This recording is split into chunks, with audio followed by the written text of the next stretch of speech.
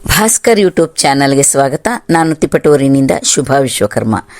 ತಿಪಟೂರು ನಗರದ Hassan circle Sharada Nagar railway ಸೇತುವೆ ನಿರ್ಮಾಣ ಕಾಮಗಾರಿಗೆ ಕೇಂದ್ರ ರೈಲ್ವೆ ಹಾಗೂ ಜಲಶಕ್ತಿ ಸಚಿವ ವಿ ಸೋಮಣ್ಣ ಗುದ್ದಲಿ ಪೂಜೆ ನೆರವೇರಿಸಿದರು.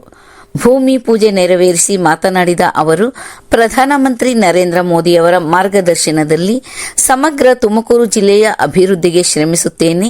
ಜಿಲ್ಲೆ ಅಭಿವೃದ್ಧಿ ಹಾಗೂ ನೆನೆಗುದಿಗೆ ಬಿದ್ದಿರುವ ರೈಲ್ವೆ ಯೋಜನೆಗಳ ಪೂರ್ಣಗೊಳಿಸಲು ಕೇಂದ್ರ ಸರ್ಕಾರ 2,000 ಕೋಟಿ ಅನುದಾನ ನೀಡಿದೆ. 2 ವರ್ಷದಲ್ಲಿ 90 ಕೋಟಿ ವೆಚ್ಚದಲ್ಲಿ ತುಮಕೂರು ರೈಲ್ವೆ ನಿಲ್ದಾಣ ಅಭಿವೃದ್ಧಿಪಡಿಸಿ ನನ್ನ ಆರಾಧ್ಯ ದೈವ ಶಿವಕುಮಾರ ಮಹಾಸ್ವಾಮೀಜಿಗಳವರ ಹೆಸರು ನಾಮಕರಣ ಮಾಡಲಾಗುವುದು. ಜಿಲ್ಲೆಯಲ್ಲಿ ತುಮಕೂರು ಹೊರತುಪಡಿಸಿದರೆ ತಿಪಟೂರು ವೇಗವಾಗಿ ಬೆಳೆಯುತ್ತಿರುವ ತಾಲೂಕು. ತಿಪಟೂರಿನ ಜನ ನನ್ನ ಮೇಲೆ ಅಭಿಮಾನವಿಟ್ಟು ಹೆಚ್ಚು ಮತ ನೀಡುವ ಮೂಲಕ ಗೆಲುವು ನೀಡಿದ್ದೀರಾ. ನಿಮ್ಮ ಋಣ ಎಷ್ಟು ಜನ್ಮ ಎತ್ತಿದರೂ ತೀರಿಸಲು ಸಾಧ್ಯವಿಲ್ಲ. ಶೀಘ್ರವಾಗಿ ಹೊನವಳ್ಳಿ ರೋಡ್ ಮೇಲ್ಸೇತುವೆ, ಹಿಂದಿಸ್ಕೆರೆ ರೈಲ್ವೆ ಕ್ರಾಸಿಂಗ್ ಮೇಲ್ಸೇತುವೆ ಕಾಮಗಾರಿ ಕೈಗೆತ್ತಿಕೊಂಡು ಕೇವಲ 1.5 ವರ್ಷದಲ್ಲಿ ಜನರ ಉಪಯೋಗಕ್ಕೆ ನೀಡಲಾಗುವುದು. ತಿಪಟೂರಿಗೆ ಅಗತ್ಯವಿರುವ ಕೈಗಾರಿಕೆಗಳ ಸ್ಥಾಪನೆಗೆ ಕೇಂದ್ರ ಕೈಗಾರಿಕಾ ಸಚಿವ ಎಚ್.ಡಿ. ಕುಮಾರಸ್ವಾಮಿ ಅವರಿಗೆ ಪ್ರಸ್ತಾವನೆ ಸಲ್ಲಿಸಿ ಕೈಗಾರಿಕೆಗಳ ಸ್ಥಾಪನೆಗೆ ಕ್ರಮ ಕೈಗೊಳ್ಳುತ್ತೇನೆ.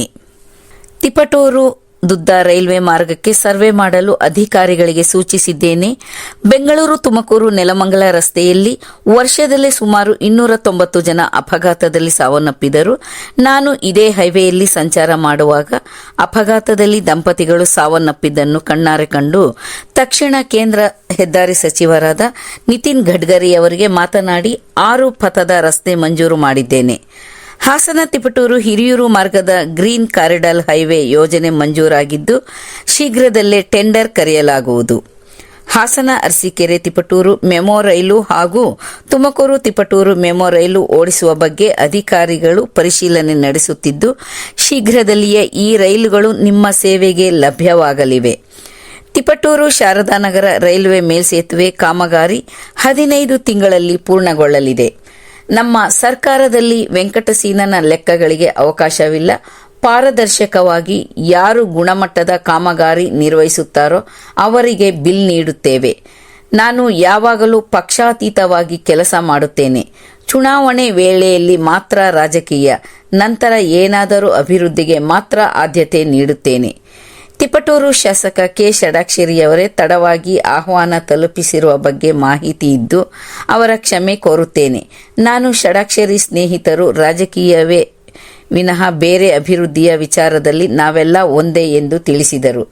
ಕಾರ್ಯಕ್ರಮದಲ್ಲಿ ಮಾಜಿ ಸಚಿವ BC Nagesh, railway CEO Ajay Sharma, DRM Mithil, Disha ಸಮಿತಿ ಅಧ್ಯಕ್ಷ ವೈಎಚ್ ಉಚ್ಚಯ್ಯ, ಸದಸ್ಯರಾದ ಆಯರಳ್ಳಿ ಶಂಕರಪ್ಪ, ಬಿಜೆಪಿ ಮುಖಂಡ ಲೋಕೇಶ್ವರ್, ಜೆಡಿಎಸ್ ಮುಖಂಡ ಕೆಪಿ ಶಾಂತಕುಮಾರ್, ಜಕ್ಕನಹಳ್ಳಿ ಲಿಂಗರಾಜು, ಗಂಗರಾಜು ಮುಂತಾದವರು ಉಪಸ್ಥಿತರಿದ್ದರು. ಜಲ್ದಿ ಮುಗಿಸ್ತಕ್ಕಂಥ ಕೆಲಸವನ್ನು ನಾವು ಮಾಡ್ತಾ ಇದ್ದೀವಿ. ಒಟ್ಟಾರೆಯಾಗಿ ಸುಮಾರು 750 ಕೋಟಿ ರೂಪಾಯಿಗಳ ಈ ಕೆಲಸಗಳಿಗೆ ನಾವು ಇವತ್ತು ಚಾಲನೆಯನ್ನ 50% ಕೊಟ್ಟಿದ್ದೀವಿ. ಇನ್ನೂ 50% ಕೊಡ್ತಾ ಇದ್ದೀವಿ. ಗುಬ್ಬಿ ತಾಲೂಕು ಒಂದಕ್ಕೆ ನಾನು ನನ್ನ ತಾಯಿಯಂದಿರಲ್ಲಿ ಹಿರಿಯರಲ್ಲಿ ಬುದ್ಧಿಜೀವಿ ವಿನಂತಿ ಮಾಡ್ತೀನಿ. ಒಂದು ದಿನಕ್ಕೆ 14-15 ಒಟ್ಟು ಅಲ್ಲಿ ಗೇಟ್ಗಳು ಇದ್ದಿದ್ದು. ಇನ್ನು 50 ವರ್ಷ ಆದರೂ ಕೂಡ ಅದನ್ನು ಯಾರು ಬಗೆಹರಿಸಕ್ಕೆ ಆಯ್ತಾ ಇರಲಿಲ್ಲ. ಇಲ್ಲಿ ಹಿರಿಯರಾದ ನಾಗೇಶ್ ಅವರು ಇಲ್ಲಿದ್ದಾರೆ. जी ये बहुत टफ जाब है. कर्नाटक है. अभी 2 दिन हुआ इधर आपको थोड़ा किधर किधर फिरने का फिर कुछ जाइए. किसका मत नहीं सुनिए. अब होना चाहिए, प्रैक्टिकल होना चाहिए. इसका सीनियर्स कैसा है उसका सबको लेके कॉन्फ्रेंस को लेकर काम चालू कीजिए. ये आपका स्टेटस डिफरेंट, मेरा स्टेटस डिफरेंट है. मैं भारत सरकार का मंत्री भी हूँ. आपका इतिहास मुझे भी थोड़ा थोड़ा मालूम है. इसीलिए मैं आप सबको भी मैं विनती करूँगा.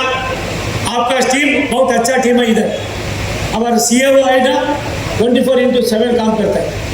मध्य प्रदेश मेट्रो योजನೆಯನ್ನು ಕೇವಲ ಕರ್ನಾಟಕ ಸಂಪಾದಕರು ಮತ್ತು ವರದಿಗಾರರ ಸಂಘ ಹಾಗೂ ಭಾಸ್ಕರ್ ಪತ್ರಿಕೆಯ ವತಿಯಿಂದ ಭಗವಾನ್ ಮಹಾವೀರರ ಜಯಂತಿಯನ್ನು ಸರಳವಾಗಿ ಆಚರಿಸಲಾಯಿತು.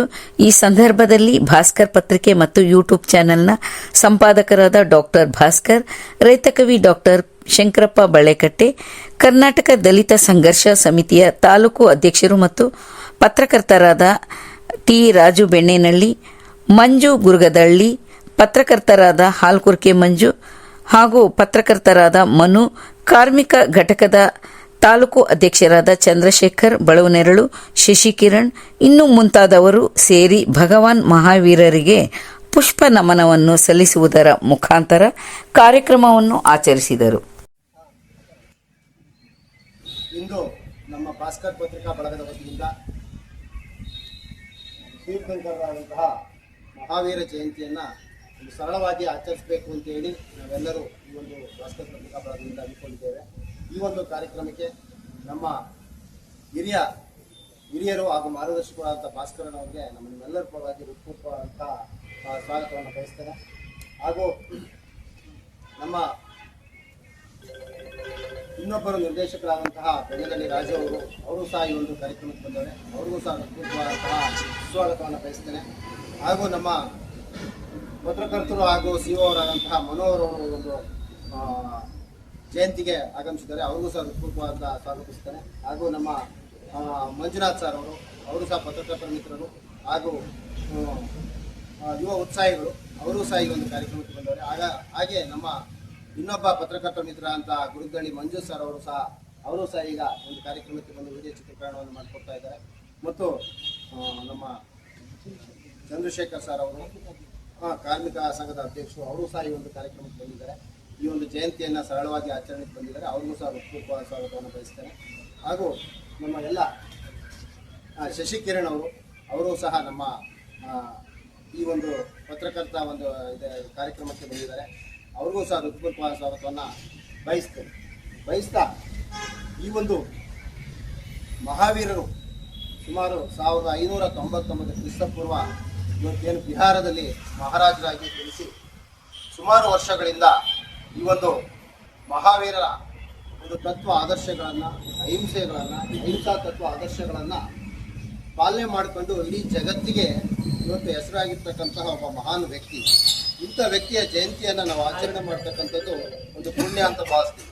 ಹಾಗಾಗಿ ಜೈನ ಧರ್ಮದಲ್ಲಿ ಯಾವುದೇ ರೀತಿಯಾದಂಥ ಹಿಂಸೆಯನ್ನು ಮಾಡಬಾರ್ದು ಅಂತಕ್ಕಂಥ ಉದ್ದೇಶವನ್ನು ಇಟ್ಕೊಂಡು ಇವತ್ತು ಜಗತ್ತಿನಲ್ಲಿ ಅಹಿಂಸಾವಾದವನ್ನು ಮನುಷ್ಯರ್ತಕ್ಕಂತಹ ಮಹಾನ್ ತ್ಯಾಗ ಪುರುಷರು. ಇಂಥ ಪುರುಷರ ಒಂದು ಸಮಾನತೆ ಮತ್ತು ಅಹಿಂಸಾ ತತ್ವಗಳ ಮತ್ತು ಬೋಧನೆಗಳನ್ನು ನಾವೆಲ್ಲರೂ ಸಹ ಅಳವಡಿಸ್ಕೊಂಡಾಗ ಮಾತ್ರ, ಅವರ ಆದರ್ಶ ಮತ್ತು ತತ್ವಗಳನ್ನು ನಾವು ಅಳವಡಿಸ್ಕೊಂಡಾಗ ಮಾತ್ರ ಸಮಾಜದಲ್ಲಿ ಏಕತೆಯನ್ನು ಕಾಪಾಡಲಿಕ್ಕೆ ಅನುಕೂಲ ಆಗುತ್ತೆ.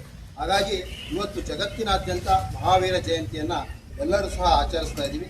ಹಾಗಾಗಿ ಇದೊಂದು ದೊಡ್ಡ ಹಬ್ಬವಾಗಿ ಇಡೀ ಸಮುದಾಯ ಅಲ್ಲದೆ ಇಡೀ ದೇಶದಾದ್ಯಂತ ಹಾಗೂ ಜಗತ್ತಿನಾದ್ಯಂತ ಜೈನ ಧರ್ಮದ ಸಾಕಷ್ಟು ಅನುಯಾಯಿಗಳಿದ್ದಾರೆ. ಹಾಗಾಗಿ ಇವರನ್ನು ಭಗವಾನ್ ಮಹಾವೀರರು ಅಂತೇಳಿ ಇವತ್ತು ಕರೀತಕ್ಕಂಥದ್ದು. ಹಾಗಾಗಿ ಇವತ್ತು ವಿದ್ಯಾರ್ಥಿ ದಶೆಯಲ್ಲಿ ಸಾಕಷ್ಟು ಇಂಥ ಒಂದು ತತ್ವ ಆದರ್ಶಗಳನ್ನು ಜಾಸ್ತಿ ಅಳವಡಿಸ್ಕೊಳ್ಬೇಕು. ಯಾಕೆಂದರೆ ಇವತ್ತು ಒಂದು ಸಾಮಾಜಿಕ ಜಾಲತಾಣಗಳ ಒಂದು ಬ್ಯುಸಿ ಲೈಫ್ನಲ್ಲಿ ನಾವು ನಮ್ಮ ಅಹಿಂಸೆಯನ್ನು ನಾವು ಬಿಟ್ಬಿಟ್ಟಿದ್ದೀವಿ. ಸಾಕಷ್ಟು ಇವತ್ತು ಏನು ದುಶ್ಚಟಗಳಿಗೆ ಬಲಿಯಾಗಿ ನಮ್ಮ ಜೀವನವನ್ನು ಹಾಳು ಮಾಡ್ಕೊಳ್ತಾ ಇದ್ದೀವಿ. ಹಾಗಾಗಿ ಇಂಥ ತತ್ವ ಆದರ್ಶಗಳನ್ನು ನಾವೆಲ್ಲರೂ ಪಾಲನೆ ಮಾಡಿದಾಗ ಮಾತ್ರ ನಿಜವಾಗ್ಲೂ ಸಹ ಮಹಾವೀರ ಜಯಂತಿಯನ್ನು ಆಚರಿಸಿದ್ದಕ್ಕೂ ಕೂಡ ಸಾರ್ಥಕ ಆಗುತ್ತೆ ಅಂತ ಹೇಳ್ತಾ ಈ ಒಂದು ಸರಳ ಜಯಂತಿಯನ್ನು ಆಚರಣೆ ಮಾಡೋಕ್ಕೆ ನಮ್ಮ ಭಾಸ್ಕರ ಪತ್ರಿಕಾ ಬಳಗ ಪ್ರತಿಯೊಂದಷ್ಟು ನಮ್ಮ ಭಾಸ್ಕರ ಪತ್ರಿಕಾ ಬಳಗದಿಂದ ಯಾವುದೇ ಜಯಂತಿಗಳಾಗಲಿ ಸರಳವಾಗಿ ತಕ್ಷಣ ಎಲ್ಲರೂ ಸೇರ್ಕೊಂಡು ಅದನ್ನು ನಾವು ಆಚರಣೆ ಮಾಡ್ಕೊಂಡು ಬಂದಿದ್ದೀವಿ. ಹಾಗಾಗಿ ಪ್ರತಿಯೊಬ್ಬರೂ ಸಹ ನಾವು ಕಲ್ಪತರು ನಾಡಿನಲ್ಲಿ ಏನು ಹೇಳೋದೇನಂತಂದರೆ ಇವತ್ತು ಹಿಂಸೆಯನ್ನು ನಾವು ಯಾರು ಕೊಡ್ಬೋದು. ಗಾಂಧಿ